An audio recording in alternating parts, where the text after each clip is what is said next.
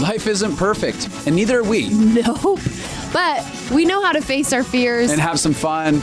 and talk about all the messiest things of life. Like the messiest things. Get connected to yourself, get connected to others, and get connected to the life right in front of you. This is The Connected Life with Justin and Abby. That's me. That's you. And you. Hey, Connected Life peeps. Justin here. I'm Abby Free. And I'm Pizza Free. You got Justin and Jonny. The better half of the Connected Life. You got us hanging out here today. I'm in Greeley, Colorado, hanging out with Jonny. Pizza and Abby went on a little trip back to Charlotte, North Carolina to hang out with the Matthews gang. We had Tiffany Matthews on here before. Great story regarding some things going on in their world. So they're on a trip. They're having great girl time. We just got off the phone with them, and they just sounded elated. Oh, they were laughing and giggling and Yep. Happy wife. Happy life. Boy, there is no statement that is truer than that. or more powerless, right?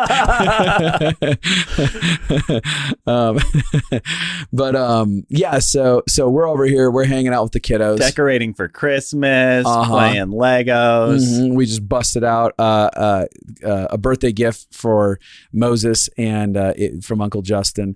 And that was wonderful getting to hand out. Like, I don't get to buy toys for many people. And as a nerdy toy collector, when you get to hand like a bunch of toys over to kids, that feels good to the soul. Oh, and we're definitely toy hoarders over here. Yeah. We just, you got the right audience for toy collecting over here. Really do. We're down in the basement right now, and I am surrounded by, I don't know what the word would be, but a whole lot of Legos all kind of staring me in the face here. But we got a great episode for y'all today. A great full episode. Jonny. Happy Thanksgiving, everybody. Johnny's such a dad. That's a start. Thanksgiving. It's Thanksgiving week. Isn't it funny how sometimes on Thanksgiving week, it doesn't feel like you have much to be grateful for? Do you ever feel that? Oh, during a Thanksgiving week? Oh my gosh. You're like cooking for family. You just spent $1 zillion on your kids for Christmas. Mm-hmm. I don't have those. You're completely stressed out of your mind. Is anybody feeling me out there? Can I get an amen from somebody who's listening? From the back row. They're like, oh yeah, me too. Thanksgiving can be really intense with family stuff. Yeah, it can. I find Thanksgiving to be more intense than Christmas for family stuff personally, because because it feels like there's more. Is it the food that's being made? Maybe it's what's the chemical in the turkey that makes you sleepy and grouchy?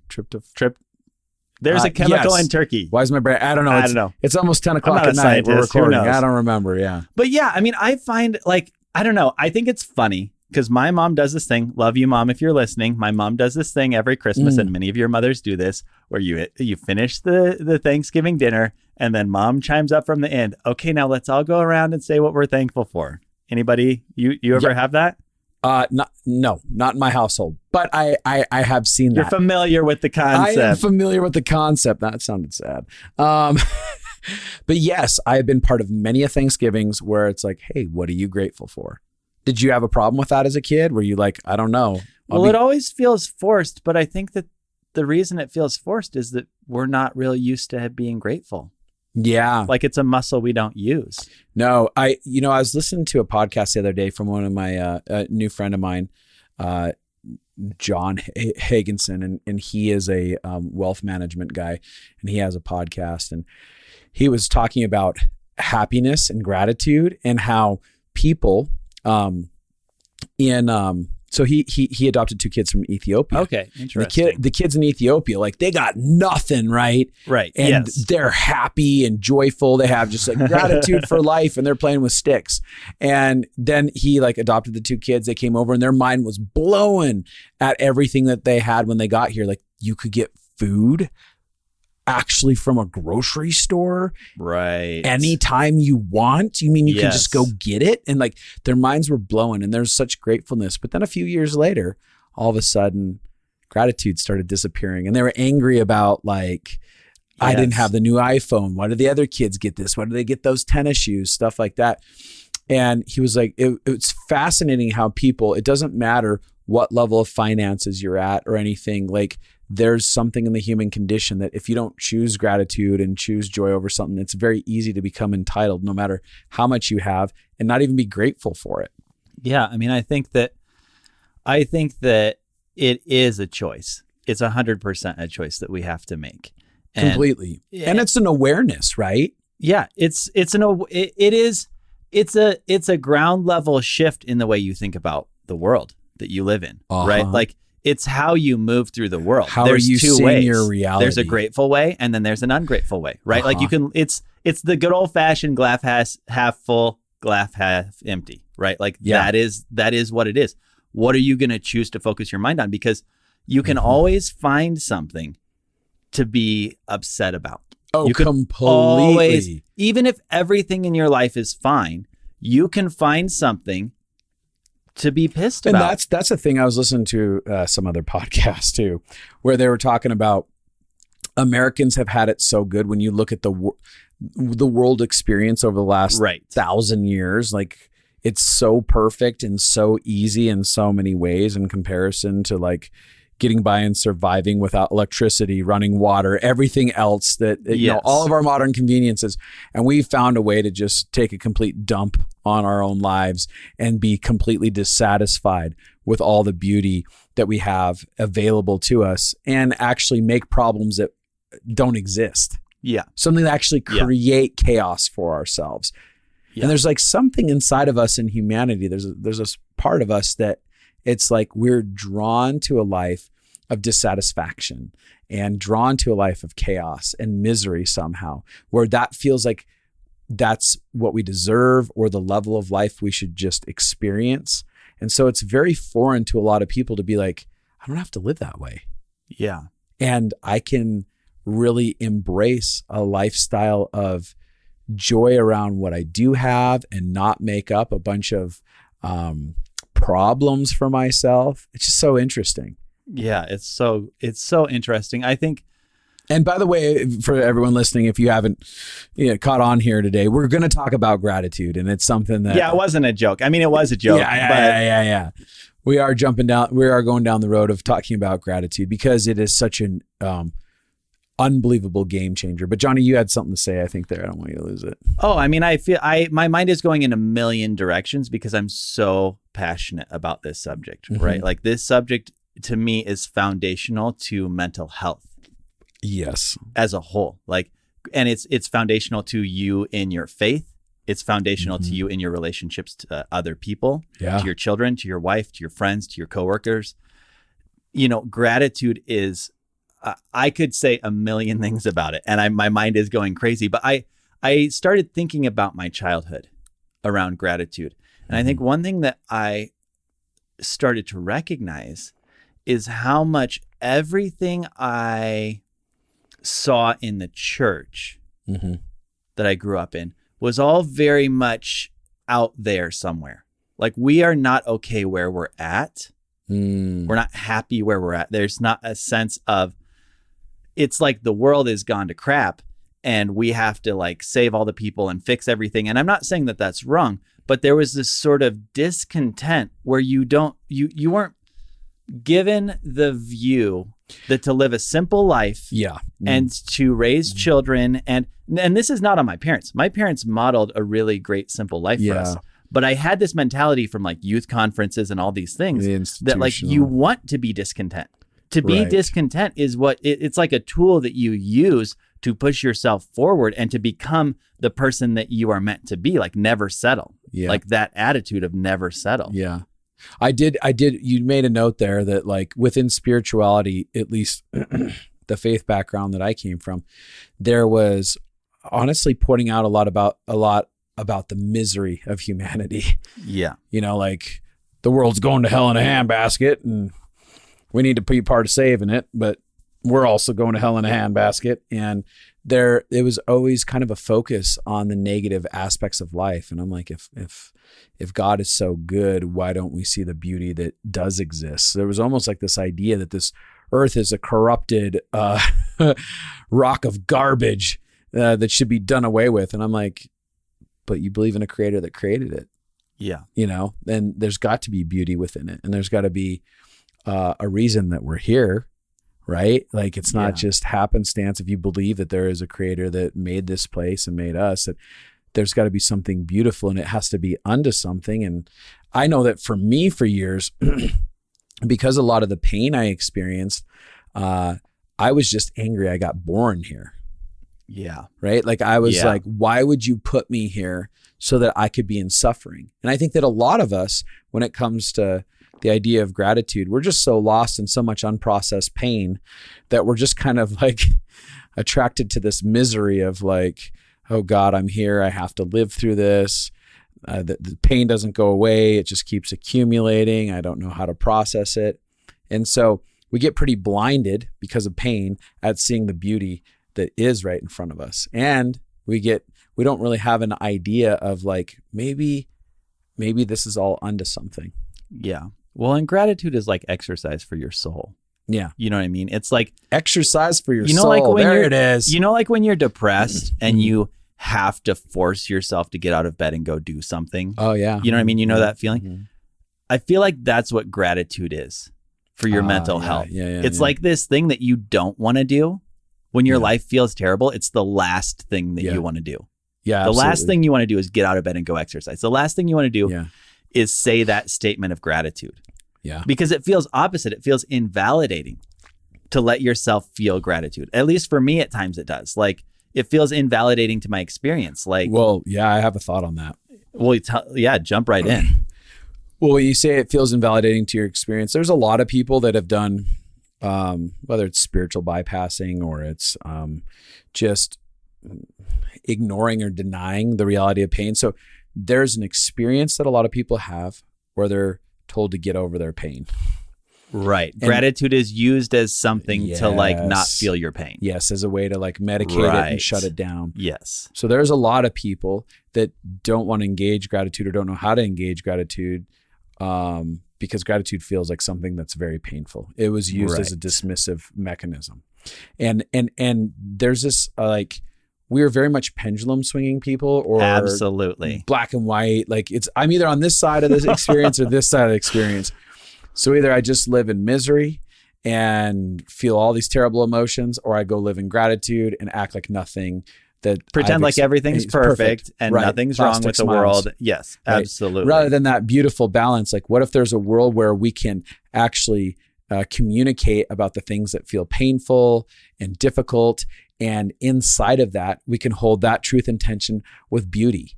And what if we could sit down and be like, yeah, but, and not the word but I have pain and there's so much goodness inside of my life. And there's something special about this world, which is a whole other conversation.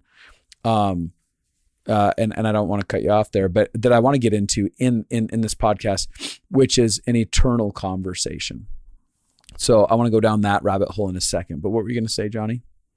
Oh, I'm just riding along with where this whole thing is going. I mean, you could do 10 weeks on gratitude. Yeah. There's so much to it. Talk to me about the eternal perspective, because my mind wasn't even going down that route. I'm interested to hear your thoughts. Yeah. So I've been thinking a lot recently, just been really digging into near-death experiences. And I think I've shared this maybe with our audience. It feels like in this last season, it's been not just something that I've become curious about, but something that feels like, when it feels like there's an inner invitation, like something's like hounding you, like, hey, come over here and start contemplating or looking at this part of your life or exploring something. And I've really been exploring these circumstances of people dying, connecting to the afterlife, and then coming back. And then the miracles of like, you were dead on the table for 20 minutes and we were about to cover you up type deal. And then they're like, yeah, but I went and saw the afterlife, right? Wow. And a common theme, one of the common themes in the afterlife conversations that they're having, and Well, a couple things are, one, they meet an unconditionally loving creator. This is people across the board, whether they were atheists, Buddhists, Christians, it didn't matter. They met an unconditionally loving presence that was a creator, and they're like, what is this?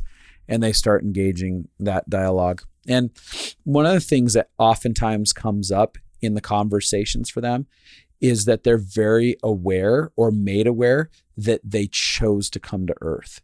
And that Earth was a contract that they made that like, let me explain it like this.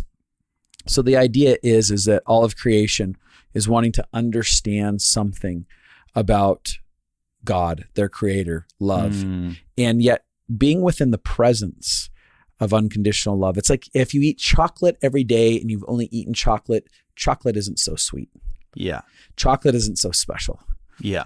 But if you eat a lot of salty foods and bitter foods, and then you get an infusion of chocolate, you're like, oh my God, chocolate is the most amazing thing in the world. Oh yeah. Like the Willy Wonka kid, you know, Charlie in the chocolate factory, and the kid gets one chocolate bar a year on Christmas. They're eating like cabbage stew, and he's like, once a year he gets chocolate. And he's so elated, and the family's elated, right? And so the idea is that all of creation is longing to understand something more. And there's this time dispensation that is Earth, that is a unique place where we can visit, that we're longing, and we're all going, I want to sign up to have that experience, because I'm being told that everyone who goes there and comes back is having a revealing of the beauty and the awesomeness and the goodness of all of creation in a way that none of us could understand without going here. Wow, right? That's wild. And so there's this idea that people are universally having conversations as they're choosing to go, and they're being told like, hey, it's going to be hard.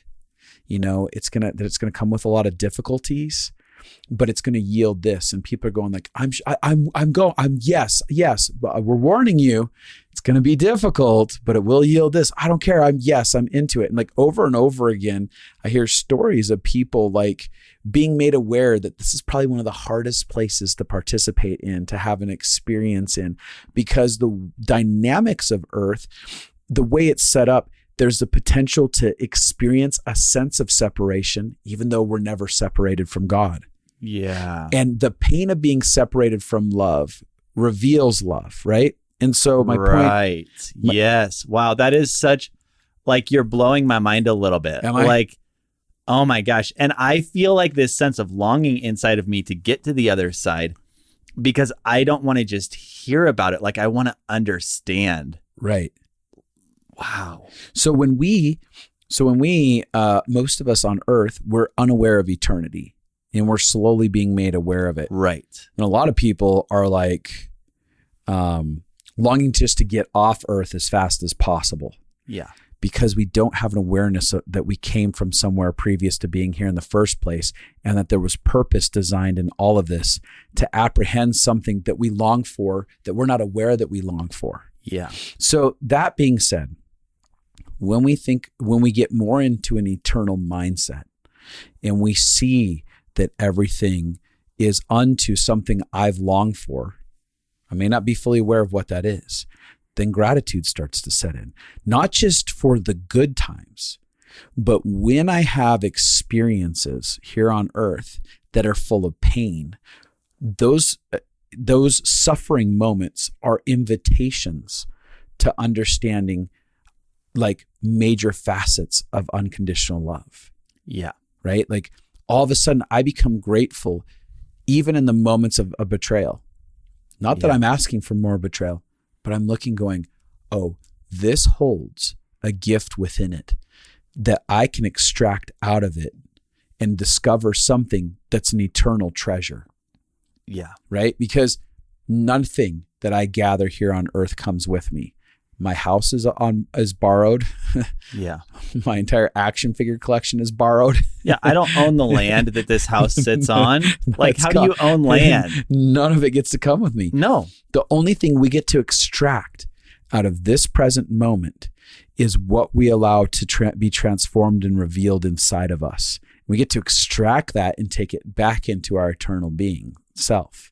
Yeah. Right. And so my point really goes down this road, which is we spend so much time in misery about these things that are set before us and complaining about it. And really what we're doing is not only are we not experiencing this earthly experience to its fullness, Right. but we're also not extracting what we long to extract out of it in the first place, the thing we signed up for. And like, the more I resist it and I'm angry about it, I'm not actually embracing the experiences, the lessons out of it. And I'm like, why would I waste it? And so the more I get connected to eternity, the less I want to waste the moment in front of me. And I start getting grateful for every bit of it. Well, yeah, and pain is so sacred. That's the thing. Like, I think one thing, obviously I am involved in lots of the charismatic circles and have been my whole life of Christianity. In church. Yeah, Christianity of, very much believing the Lord to heal and to do great things and, like that. Miraculous things and prophetic words about your future and what God's going to do. And it's all really positive and really it feels like a very relational exchange and hope for all kinds of like. Yeah. And I don't want to say anything bad about that here. Yeah. Yeah. But I do think that there's something that is missed in the sacredness of pain. Yeah. Like there are moments, like I've sat at funerals, like a friend of mine who had a daughter with disability who passed. Mm-hmm. And I'm telling you, the barrier between that room and heaven was pretty thin. Yes. I've heard that from a lot of people that are. There's been moments in the night where Pizzi and I have wept over things in our family at 2:00 in the morning. And it's like, there's a sacredness in it. And I think you see it in that moment when Jesus weeps, the shortest verse in the Bible, Jesus wept. It's like 5 minutes before he's going to raise the guy from the dead. Yeah. And I think that the church as a whole kind of became uncomfortable with negative emotions. Yeah. Yeah. With question marks, with not knowing the answer why something doesn't happen or why a really big pain happens to somebody who's a really honorable person or who believes or who has faith and they don't ever get healed or the prophetic word never comes. And there's these question marks we have on earth because we're human and we don't see everything. Yeah. And I'm going to even challenge that. And I'm going to say that that's not even an institutional issue. That's a human issue. Right. That we're not comfortable with mystery oftentimes. Yeah. And we want answers and we want clarity to everything so that we can, justify our experience, what good or bad, whatever. If I have an answer to it, then I can justify my emotions about it and all kinds of stuff. But yeah. Well, and I heard somebody say recently, like it's so easy to fall into this trap of like when you're having compassion on yourself or you're having compassion on somebody else to be like, oh, this is not how it was supposed to be. You should have had a better home when you were a kid. You should have had, it should have worked out, like the thing that you set out to. And that there's a good sentiment in that. Yeah. But this person I was listening to was saying, it's not real healthy to spend a lot of time telling yourself that it's not the way it was supposed to be. Yeah. Because it's actually creating trauma in your brain. Yeah. Mm-hmm. Constantly telling yourself that the life I'm living is wrong. Mm-hmm. Mm-hmm. The place that I'm at right now, you can't be okay because this is not how it was supposed to be. Isn't it, here's a thought. Isn't it fascinating, the idea that not only did we choose this life, but maybe we chose who we were born to? Like, what if that plays a part in the equation? Because again, we feel so out of control about being here. Like, I got stuck with this family and this situation. But what if that was all part of the equation? What if there was even part of us that said, hey, I want to be born in America. I want to be born in Africa and have an experience as an African. I don't know. I'm not even making a theology out of it. But a lot of times when I listen to stuff like that, people are talking about where they want to be born and how they want to be born. And there's general overarching ideas in the story that they want to participate in, that they're like, oh, I would like to know this aspect of God or this experience of pain and forgiveness and whatever. And so a lot of times it feels like stuff is just happening to us. Yes. And we can look at, this should have never happened. But I mean, it is in opposite. Maybe there is tons of painful stuff, like areas in my childhood that are in opposition to love. But I am in such a limited capacity to understand the fullness of this life. And it's so easy for us to judge our experiences rather than embrace them. Right. And say, but it is part of my story. And what am I going to do about this story? And how is it going to lead me to whatever I may want out of it? And what would it look like if we removed judgment completely? Okay. Yeah, absolutely. Right? Like positive or negative. Yeah. What if our story just was what it was? It is what it is. Right? Like the hard, the bad, the good. Yeah, this is just and my there's just an acceptance of it. Even in our mistakes. Yeah. Of like, okay, like it is what it is. I'm not going to judge it. I'm going to allow it to be part of my story. Well, and when we're not judging it, we can allow ourselves to just experience emotions and whatever it is as it happens, instead of just being like, this is bad, this is good. It's just when it just is, right? We just get to be like, in this moment, I'm sad. Yeah. In this moment, I feel powerless and out of control. In this moment, I feel so good and celebrated, and I feel safe and I feel loved right now. Yeah. And it just is. Yeah. From moment to moment. Well, and God created us to be human. Yeah. I really believe that. And there's Absolutely. a human experience that's missed Absolutely. when you don't live in gratitude. I Right? agree. Because the thing that gratitude changes, whether you have any form of faith or not. Yeah. The thing that gratitude primarily changes is your experience of life. 1,000%. Right. It's not necessarily that it is going to change all the details of your life and give you everything you ever wanted. Mm-hmm. Sometimes, maybe, I believe that you can manifest things into your reality through gratitude. Yeah. But the biggest thing is that it actually wakes you up to be able to enjoy the human experience. Yeah, you're actually living. You have the days that you have. Mm-hmm. It's true. You do. And really all you possess, the funny thing is time, not to go all down the rabbit hole, but time is an illusion, right? Like time is not real. We don't possess the past and we don't possess the future. Yeah. We possess today. We possess this moment. And gratitude, regardless of where you've been traumatized, what has not gone right in your life, where you've made mistakes, where you've traumatized yourself, right? Like regardless of how you got to the place that you're in, gratitude allows you to have the human experience that you're meant to have in the time that is allotted to you. Yeah. Yeah. I think that when there's an aspect of when we don't have gratitude, that is really a powerless victim mindset. Exactly. Right. It's saying things are happening to me. This is all terrible.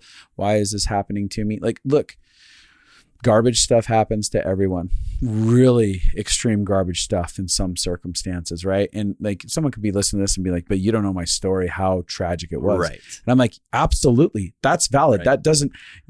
And there's so much compassion for that. Even in this conversation, like totally. There's so much compassion for that. And talking about the aspect of gratitude isn't like saying, your story doesn't matter. You should just have gratitude. It's like, yeah, but part of the repair of the story, part of the repair of all the destruction is to seek out and discover the beauty that does exist. That's part of what healed so many pieces that felt tragic inside of my life is I could either sit and keep looking at all the tragedies and stuff and hate the world I was in, or I started embracing gratitude, finding beauty, and it started healing the parts that were broken. And I started experiencing aspects of love in that gratitude that crossed over into my history and repaired it. Yeah. Yeah. Well, and I think I always think about the big picture of where humanity is at. Like I'm kind of like, my mind is always on that kind of thing, and even with the evolution of time and technology in the last 200 years and how we're in a transition season as the human race. And I think that discontentment is an addiction that is being used against us to sell us shit. Mm-hmm. Yeah, I agree. You know what I mean? And I agree. Like it's a powerful tool. It's a marketing tool. It's a marketing tool. We were taught that in film school. Yeah. You have to create the problem. You have to create a sense of discontentment. Mm-hmm. And I think that anybody who spends any amount of time on social media knows that there is a spirit of discontentment in the world. Yeah, there's such an invitation There's to be always discontent. something wrong to be upset about, to be unhappy with. That you always have somebody in your face telling you that what you own or the person you're married to or the place Life that you you live live. is not as good as theirs is. And And that like, and it permeates the way that we think as a culture. And it's really a problem. I think that one of the things that has really helped me begin to foster more gratitude in my life is going more down a minimalist path. And I don't mean minimalism. If you looked around our room, you would laugh at me because I got a zillion Legos everywhere. There's Legos everywhere. But more like in my mind, like I've had to force myself. We live right next door. We live 3 doors down from a beautiful park with a mountain view. Yeah. We've lived here for 5 years. And I have had to force myself to take my 7-year-old boy 3 doors down to the park to play ball. There's a discontent of like more. Yeah. You got to work, you got to do, you got to achieve. That, you know, like you're always working on a project, you're always doing something, and there's a slowing down that creates an environment where gratitude can grow. Well, on that note, that's a great thing. That just made me think of this. When Abby and I first got married, I felt like I had heard an internal voice say, "I'm going to push pause in order to teach you how to play." And all of my life came to a giant halt for officially a year of us, 6 months traveling the U.S. and then I remember that 6 months of living in Burbank, California without a job. And that abrasive halt that happened sent me into facing a whole lot of fears inside of me, facing pain inside of me, and having to actually look and be present with the world right in front of me. And as I got present with the world in front of me, I started coming alive to the beauty that existed everywhere. Yes. I wasn't busy all the time. I wasn't moving from one thing to the next. I was seeing the beauty of nature. I was seeing the beauty of people, the beauty of opportunities, the beauty of connection with Abby, the beauty of connection with myself.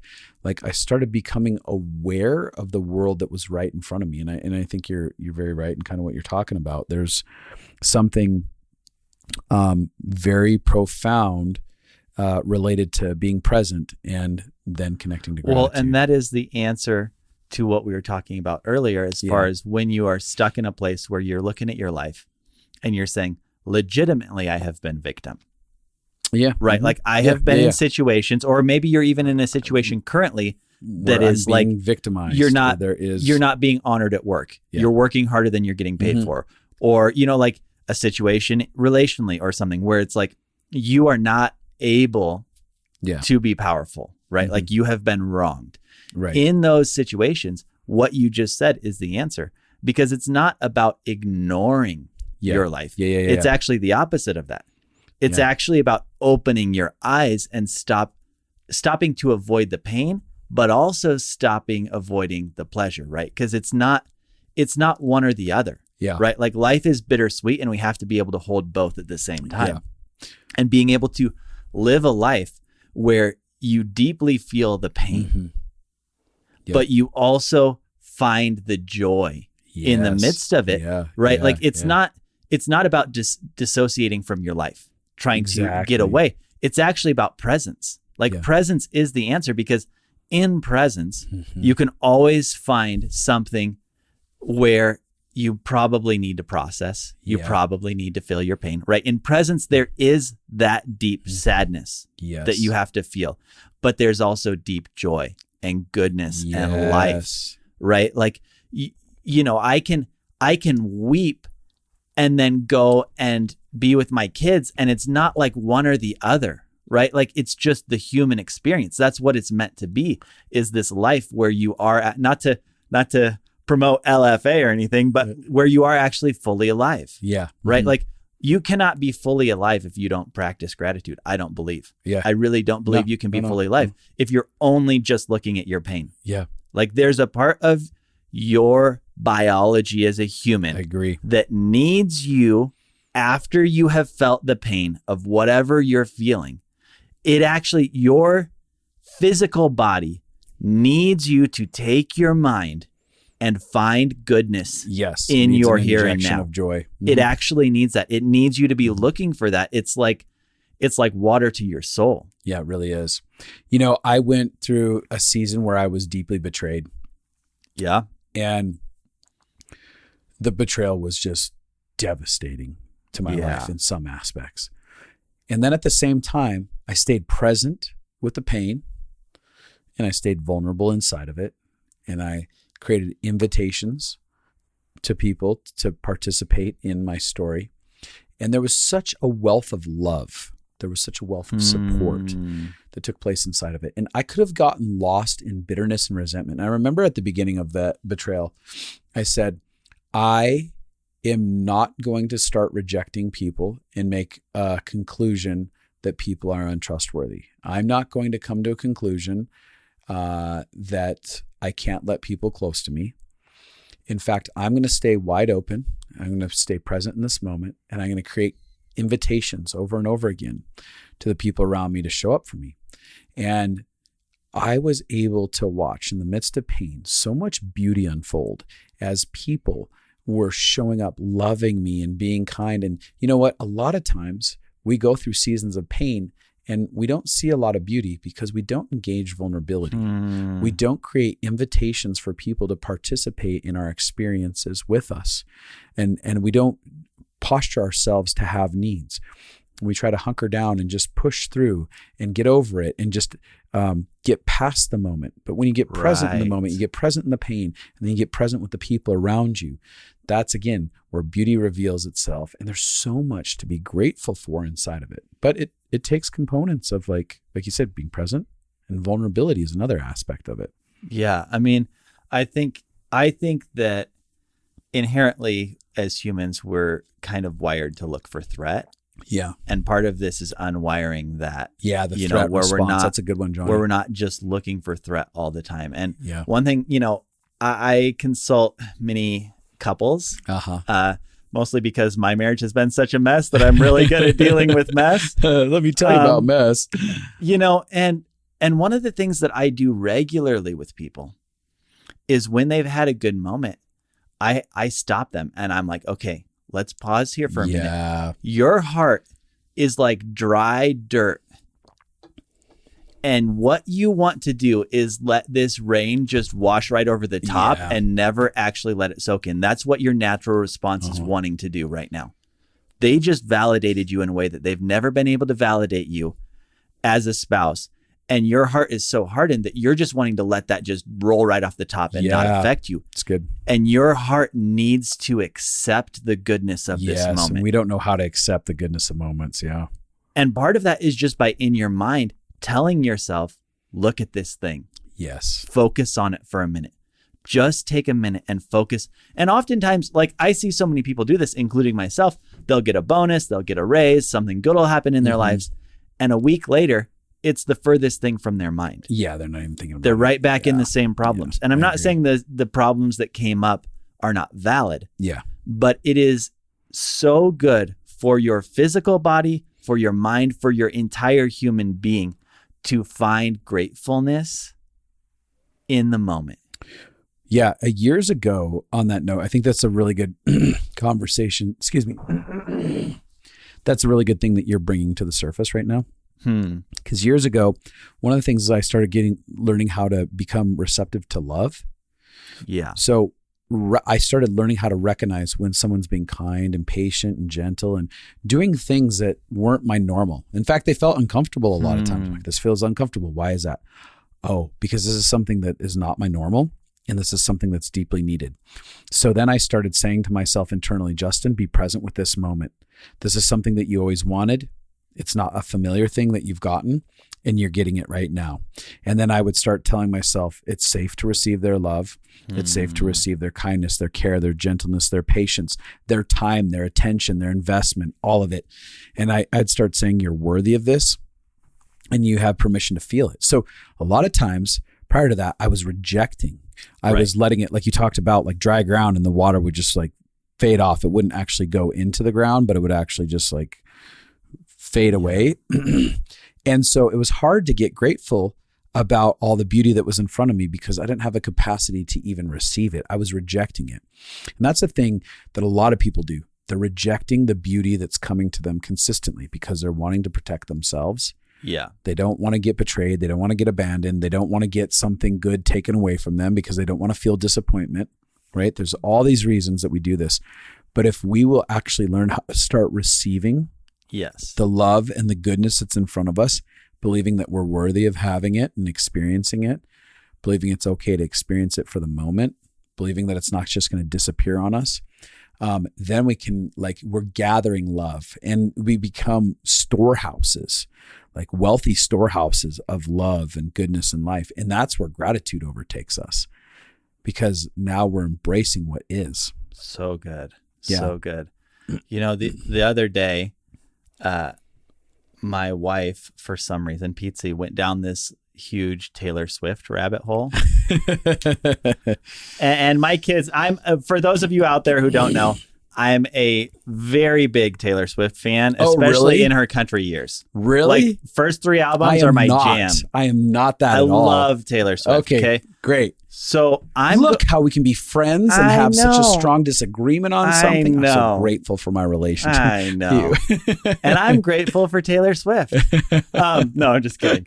But so you're a Swiftie. So they're listening to Taylor Swift, right? And my daughter's 10. My daughter's autistic. And I'm in the bathroom and I'm having a moment of feeling my emotions about like kind of coming of age in a way that you probably weren't expecting with your, like, for me, like you don't think, you think of your daughter, you know, when she starts hitting tween years, getting crushes on boys and all, you know, like you get where I'm going with this, like the Taylor Swift thing.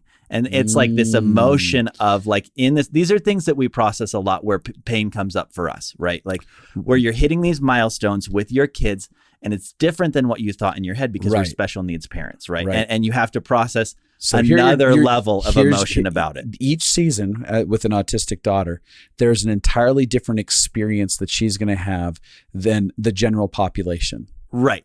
She's not putting on makeup and fawning over boys as a 10-year-old. She's playing with number blocks or whatever. Yes. Right. Who had dreams for like, okay, this is what I expect my life to look like. And what these marker moments, you'd be like, oh, and then she's going to start dating or she's going to start doing that. And you're just like, oh, my reality is different than what I ever expected. And you're connecting with that. Yeah. And the funny thing is like, I actually like, because of having grown up in the world of special needs, like with what my dad did for a living, with some family members and stuff, like I am the king of acceptance in this area. Like it doesn't actually bother me, but these waves of emotion still hit me. So I just sat in the bathroom and let myself cry for a few minutes and just let myself feel it. And it wasn't bitter. It was bittersweet, right? Yeah. Okay. You're going to love where this story is going. So we get down this Taylor Swift rabbit hole and my wife puts on like a newer song that I've never heard before called Antihero. Okay. And the line in the chorus is, it's me, I'm the problem, it's me. And I just start weeping again. And I had this moment, and it's because I have been such a discontent person in my life and blamed all of the circumstances of everything on everyone else. Yeah. If Pizzi would just stop being less emotional, if I didn't have to deal with this freaking business or all these clients I have been on a mission the last 15 years to fix all the circumstances of my life so that then I can start being happy. Yeah. Yeah. And I'm hitting this point where there's this ownership of like, I'm my own biggest problem. Yeah.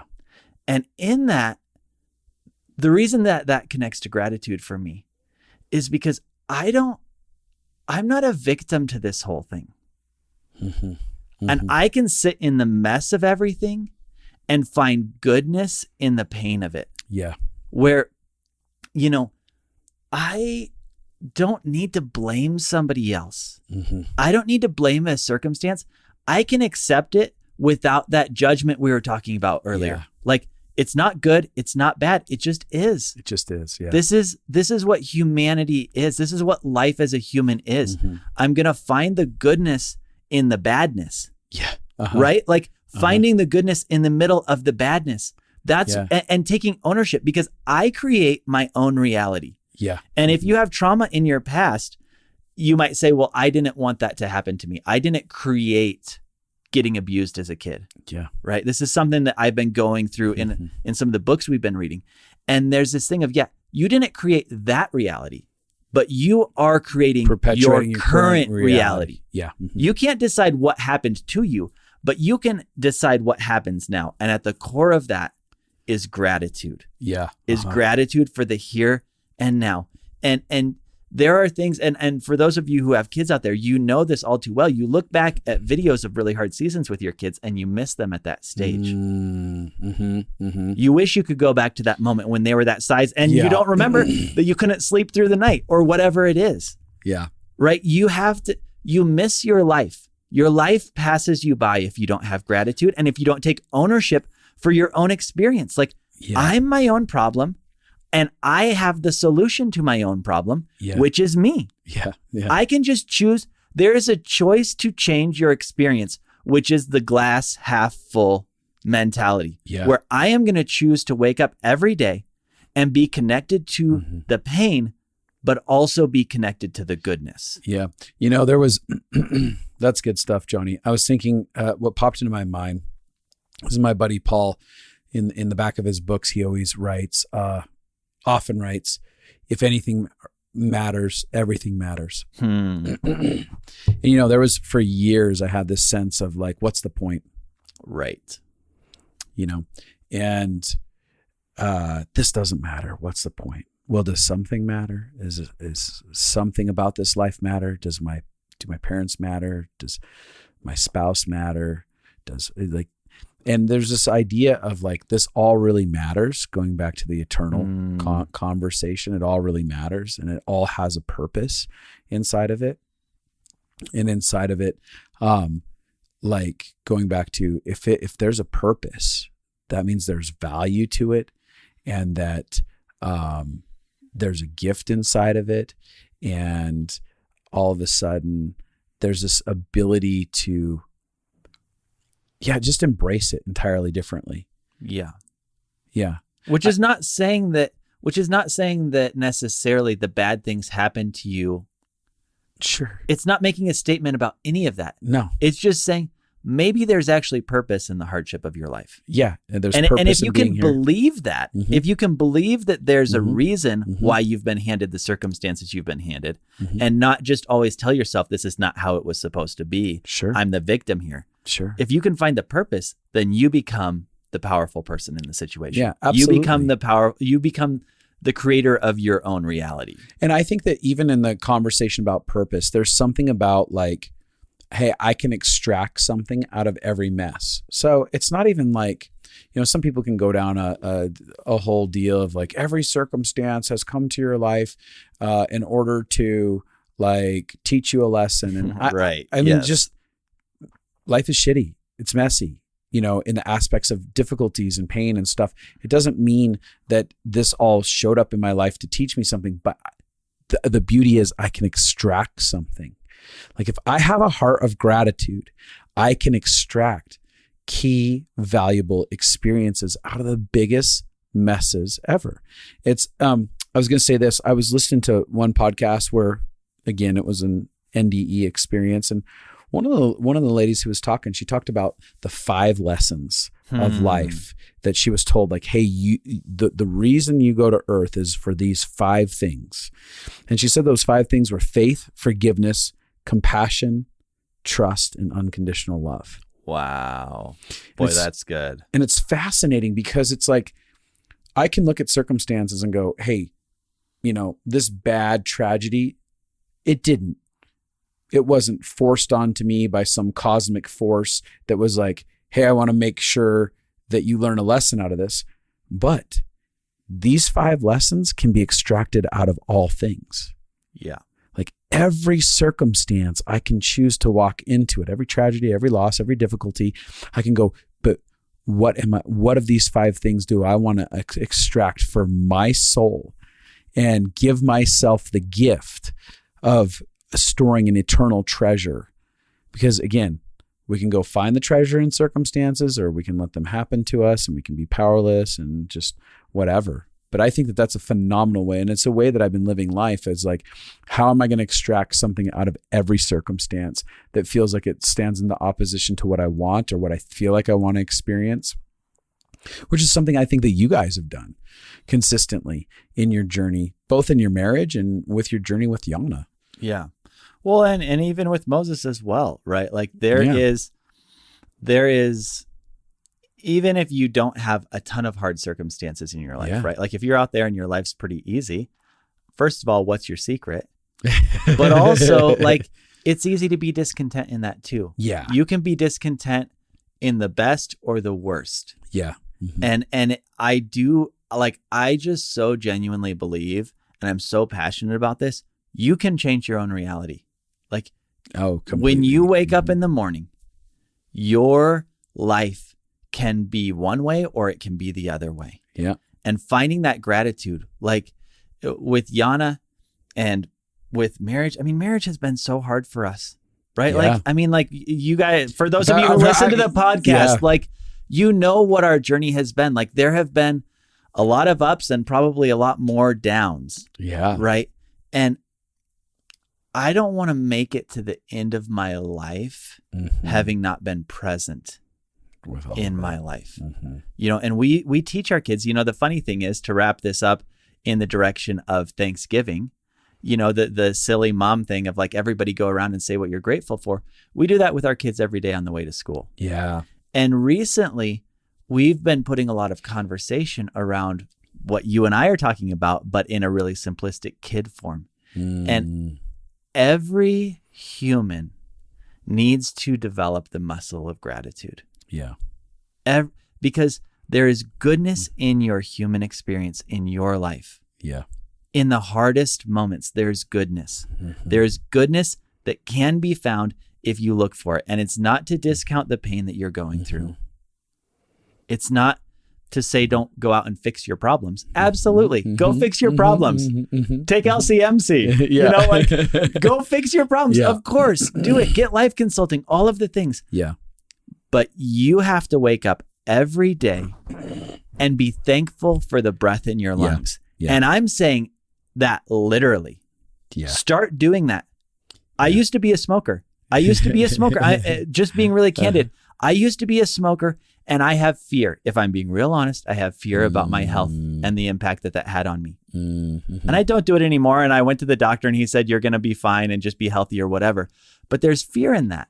Yeah. And I have started practicing taking a deep breath and being thankful that my lungs are working and that my heart is beating and that my body is alive.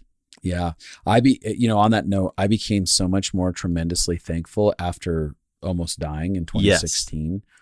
And, it changed the trajectory of my life. I started, especially after I found out I had 2 months left to live. On the back end of that, they didn't tell me I had 2 months left to live when they started helping me out. Once they got me stabilized, I said, you had 2 months left to live, guy. All your organs were shutting down. But when I really thought about that, my whole life changed because I started being like, I get one more day. Yes. I was not guaranteed another day. It was almost done for me.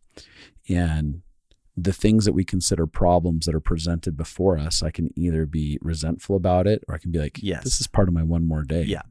And there's solutions for this. And there's experiences and encounters with people around this difficulty or this thing this hurdle that I feel like I need to overcome or whatever it is. And so it just became something, even in my hardest times with Abby since then and stuff like that, I'm like, but I get one more day. Yeah. What am I going to take out of this? So it feels like I'm living on borrowed time. And the human life form is energy, right? Yeah. Like when somebody dies, there's an energy force that's gone, right? Yeah. Like we are energy. And we send energy and we receive energy.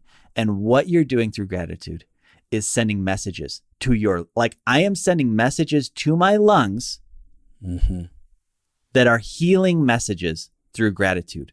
You are sending messages to your marriage that are healing messages. I picked up after 2020, I was bitching and moaning all the time about the town we live in and how all the Californians are moving here and, like all the I'm things. sorry, Johnny. I'm sorry. I know. I love you, Californians.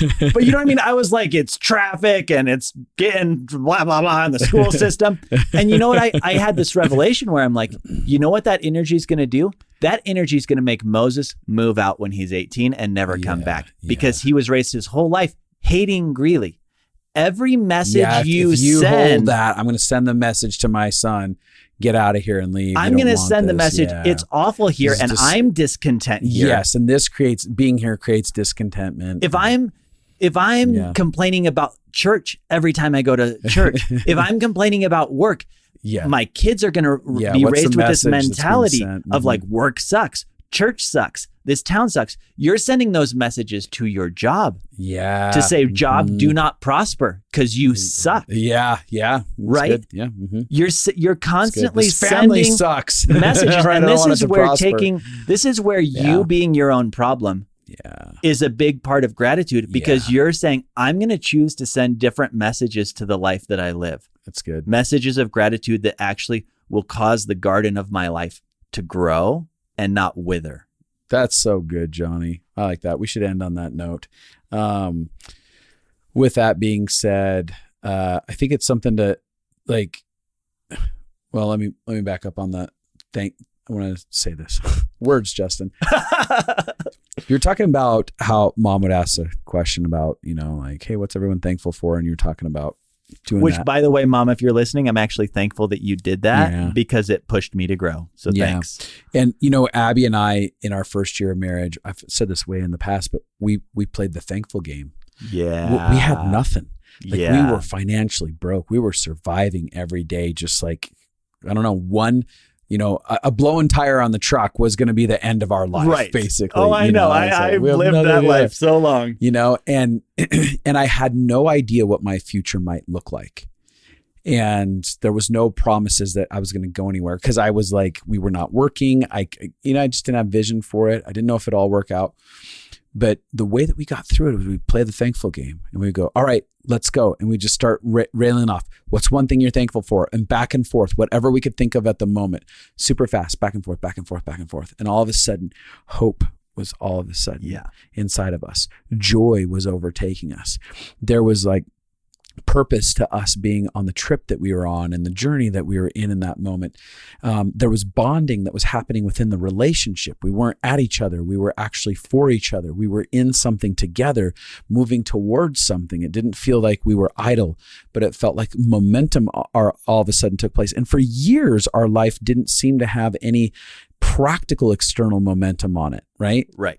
But we felt internal momentum that consistently, as we throughout the years have played the thankful game, and it's moved us from one season to the next into these greater opportunities, these greater relationships, all this beauty that keeps unfolding out of our life. And so one of the things that I'd challenge everyone listening after what Johnny had said about thankfulness with his kids and this thankful game that I'm talking about is this might be a season that if you want to infuse like an experience in your life of hope and joy and really having an abundant life, start with something as simple as a thankful game daily. Take a couple minutes with someone or with yourself and be like, I'm gonna list off 15 things I'm thankful for right now. Go. And just start focusing and seeing what comes up.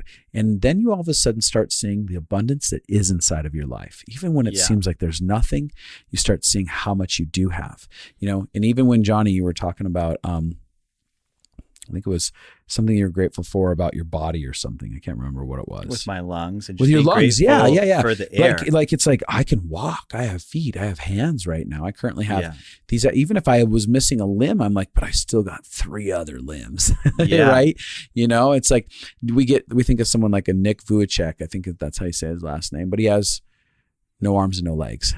Right. And he's a world-renowned speaker. Right. Yeah. And all that to say, this is a great time. This is a season as we're coming up on the holidays and stuff like that to discover the beauty when you could be looking at all the pain in your life. And I'm not talking about dismissing it, but you could also be discovering all the beauty in this season and really make it an impactful season for yourselves.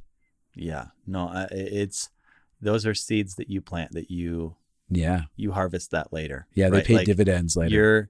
You're planting stuff for the future with gratefulness. So I mean, I'm going to be doing that this season for sure.